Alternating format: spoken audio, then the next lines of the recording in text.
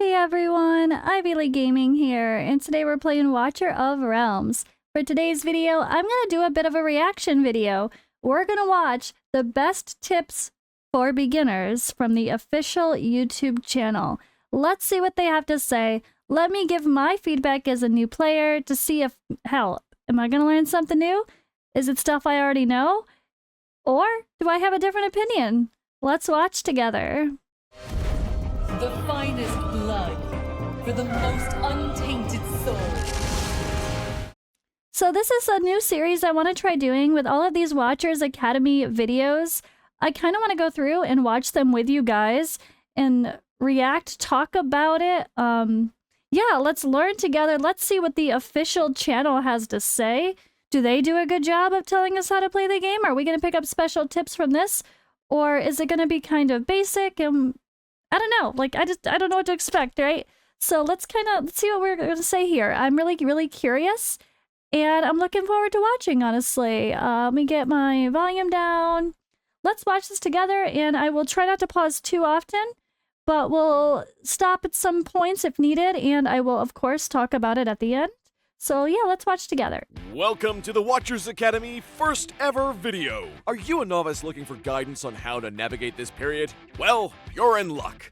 In this video, we'll provide tips to help novices overcome common problems they may encounter. We've sorted the video into 3 essential strategies to make it easier for you to find the information you need. Let's get started. Strategy number 1. Don't consume your high-quality heroes too quickly. While it can be tempting to use high-quality heroes as star-up materials, it's important to resist that urge. High-quality heroes such as epics and above are harder to obtain and have better attributes and skills. Instead, using basic heroes as star-up materials can be more practical to strengthen your main hero. Keep your high-quality heroes for the long term, except heroes that are already fully awakened or being used as awakening materials for the same hero. In these specific cases, you can use them without worry. It's also worth noting that some rare heroes like Rex and Camille that you obtain at the beginning of the game can be valuable partners in your journey through the novice period. Strategy number 2. Manage your resources. Okay, so strategy number 1. I think a lot of us disagree here, but this depends on you guys. This is definitely up for debate. It depends on your value of summoning. If you're the kind of person that doesn't need to obsessively summon to have fun in a gacha game, if you can just do some chill summons and not be stressed about it, this might actually be the way to go about it, but I'll get to why.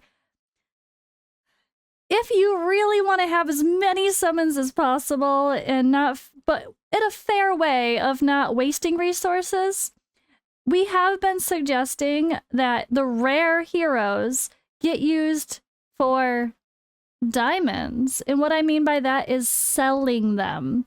You can sell heroes in this game. If you're started playing and you don't see that function, it will show up once you unlock some content. It'll get there eventually. But there will be a icon that shows like to sell your heroes. And you can actually sell all your rare heroes and get diamonds back. Now, I know you can also do something with epic heroes. I don't have my game open right now. I can't remember if that gives you diamonds or a different resource as well. So debatable if you'd want to really use your epics later, even after they're awakened, maybe fully. Or sell them for sake of whatever material they get as well. But yeah, I think it's best right now to just use commons, as I say, commons and advanced for the sake of fodder. There'll be a quick evolve kind of button that shows up too on that hero screen. And you can turn your 1 stars into 2 stars, your 2 stars into 3 stars, your 3 stars into 4 stars, your 4 stars into 5 stars, and those 5 stars into a 6 star. And that's what you want to do with the commons and advanced, the white and the green. So I personally am taking the advice of saving the rares for selling the rares, I should say, for diamonds, except for saving 1 copy of some of the quirky ones. But I'm going to save that for a whole nother video. That's another topic itself, the dupe system, and a little bit more involved with what to do with some of these rares. But yeah, I personally don't think you should do this. I think you should sell the rares. I like that. It gives you diamonds, and diamonds equals summons to get more heroes, hopefully better heroes. And yeah, I mean, if you're someone who can sit back and chill and not go crazy summoning, and you can resist the urge, getting an instant 3-star chicken. I'm gonna use a raid term. Sorry, not sorry. Getting a 3-star chicken with a rare and not having to turn your 1s to 2s, your 2s to 3 is a little bit of a jump start. So you could say that's more valuable for you, and it could save you grinding out the potions for experience to level up those characters in the first place. So just depends on how you feel about getting those diamonds for summoning, or if you just want the easy fodder to make the heroes you've got better. Maybe the best advice is once you've got a great core grouping of heroes and you're good to go and really want to push everyone up to level 60, maybe you stop using the rares for diamonds and selling them, and maybe you start using them for fodder for quicker, easier ranking up and starring up of the other heroes. So that's something to keep in mind. All right, let's continue. Strategy number 2. Manage your resources carefully. During the early stages of the game, you can acquire important resources like gold, diamonds, and stamina relatively quickly through fast leveling, first clear rewards for campaign stages, and easy to complete achievements. It's essential to use these resources wisely and avoid squandering them on unimportant gear or heroes. Keep in mind that some rewards are one-time only, so make your choices carefully, as it can be much harder to obtain them again later on. To effectively manage your resources, consider these tips. Firstly, focus on investing in high-quality heroes, such as epics and above, or rare heroes with excellent mechanics that suit your gameplay style. Avoid overspending on heroes that may not be valuable in the long run. Very For true. insights into which heroes are worth developing, check out our upcoming episodes. I'm curious what their upcoming episodes are going to Be mindful suggest. of your precious resources, such as diamonds, gold, summoning crystals, guild coins, and I'm going to pause. Sorry, I didn't think I was going to pause as much, but this is broken down into sections, which makes it perfect to talk about each section in between instead of waiting until the end of the video to talk about everything. So, if you guys do not know, I mean, if you have watching my channel and you don't already know this channel by now, or this by now, you're missing out. I'm a Buckets cheerleader over here. So he's done such a good job with his tier list, with these character descriptions, and he's constantly working on it and improving it. So like, as you can see here, he added the NA category instead of an F for characters, for example. Like if you just would not use this person, period, in that content, or you physically can't, like some of the air raid stuff, like Air Arena, you literally can't place a hero that's ground unit. Like there are some things you cannot place, or you can only place one, but maybe that needs to be a booster or a healer, for example. Or well, not, it wouldn't be a healer because they're casters, but anyway, you get my point. So there's some places like you can't use a tank, a defender, or a warrior, so boom. NA.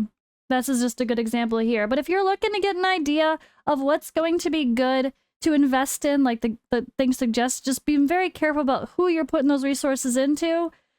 Look at his tier list, look up your heroes, try to find someone with at least an A+ probably, for one thing in the game. Even if someone is terrible, like in almost everything, but they have a strong suit, maybe you're really gonna need them in that one strong suit area. So, and again, just because someone like this guy, Demios, he's got a B+ early game. But look here, Guild Boss, S. Single arena, sustain arena, artifact, S-. That's really good. So just because you see something here does not necessarily mean they're bad. Same thing with the overall category. It's just talking, this is talking early game, who do you want to focus on? But either way, with that in mind, he has organized this tier list into an early game first priority. So you probably don't want to start investing into someone that's really hard to use early game, and then you really shines later game too heavily. Like, I love Dolores, she's a great enabler, but as a healer, she's not healing you. She's not good enough. She is a support attack booster, and that's amazing, especially for later game. But if you're working on a healer, you might invest in someone else besides her early game, because her heals are not going to be enough. But as you can see, she shines in a ton of content. But maybe you don't use those early game resources on her, for example. But I'll link this in the description as well. Make sure you guys are following him on YouTube and on Twitch as well. He is doing amazing with his content here. And yeah, great resource. All right, let's see. Secondly, be mindful of your precious resources. Let's go. Soul Stones. Be especially careful with gold and avoid spending too much on low-level gear so you won't be short of gold later when you need it to strengthen legendary and mythic gear. Thirdly, It's to expensive. maximize your rewards, save your stamina potions for events that require clearing stages. Exactly. By doing so, you'll be able to use them strategically and earn valuable event rewards. Be sure to keep an eye out for our upcoming event introduction videos, which will provide more information about different in-game events and their rewards.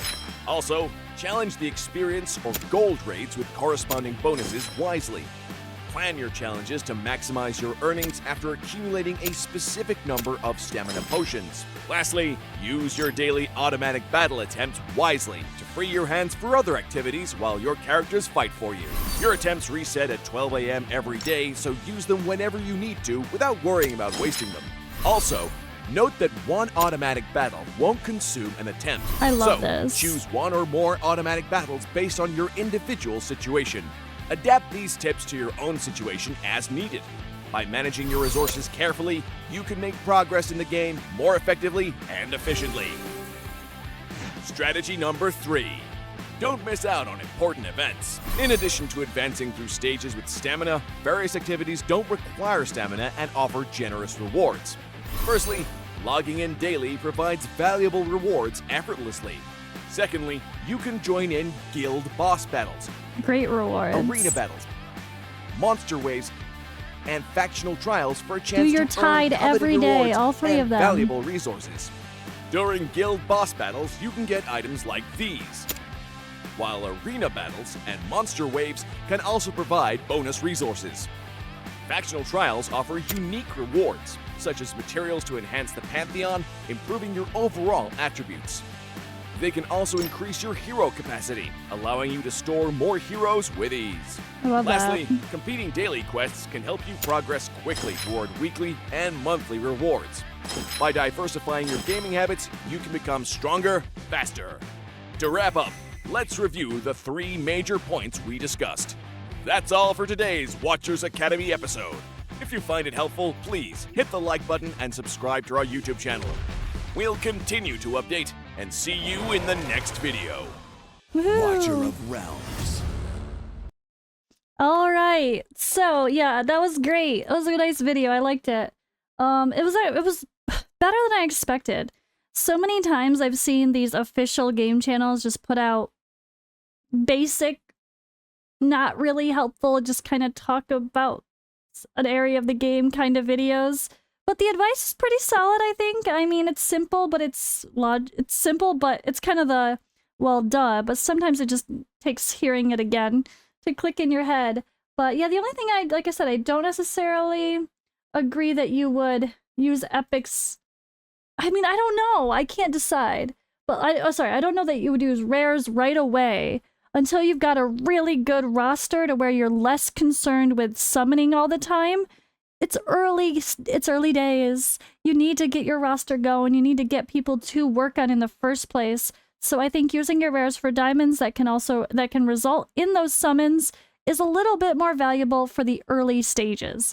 But yeah, that's the only thing I would say. I don't know if they're so right about that.